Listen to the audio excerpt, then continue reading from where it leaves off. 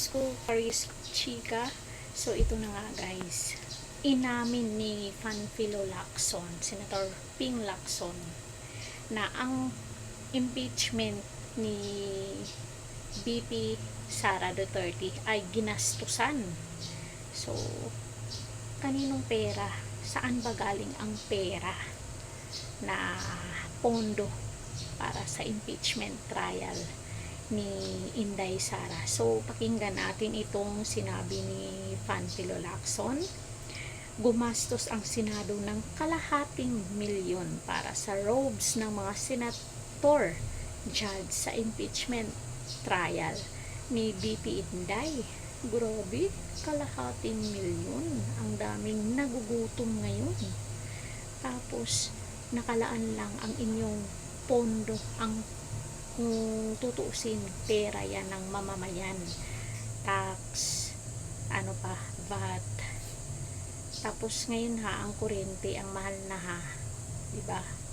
Saan galing yung pera? Siyempre, sa mga Filipino yan galing. Grabe. Senator Ping Lacson, sinabing gumastos ng $250,000 ang Senado para sa robes ng mga senator judges. Ibinahagi ni Panfilo Lacson na gumastos ang Senado ng $500,012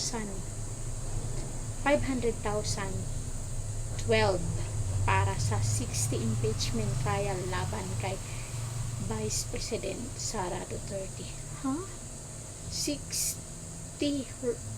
robes na gagamitin ng mga senator judges sa impeachment trial laban kay Vice President Sara Duterte. Ano? Grabe ito $500,012. Ayon kay Ping Lacson, kasama na rin sa sinasabing $250,000 ang ID at iba pang gamit na kinakailangan para sa impeachment. Oh, grabe ito. Halata na masyado. Maliit lamang umano ang kanilang nagastos kumpara sa 27M na inilaan ng gobyerno para sa impeachment trial. Ano? Maliit lamang umano ang kanilang nagastos kumpara sa 12 million na inilaan ng gobyerno para sa impeachment trial. Maliit lang ba yan? Ayon kay Lacson, kasama na rin ang nasabing $250,000 ang ID at iba pang gamit na kinakailangan para sa impeachment. It treated as savings and return to the treasury.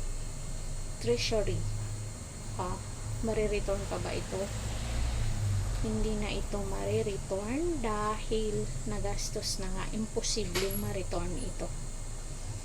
Grabe, ang laki ng ginastos nyo para sa impeachment. Kung inilaan nyo na lang ang pondo sa ibang